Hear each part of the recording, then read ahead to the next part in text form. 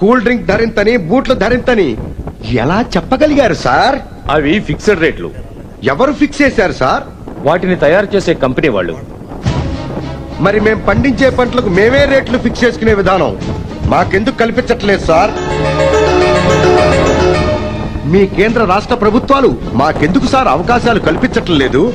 గుండు సూది మొదలు గీసుకునే బ్లేడు వరకు అన్ని రేట్లు కంపెనీ వాళ్లే ఫిక్స్ చేసుకుంటుంటే మరి మా రైతులకు ఎందుకు సార్ అడుక్కునే పరిస్థితి కల్పిస్తున్నారు?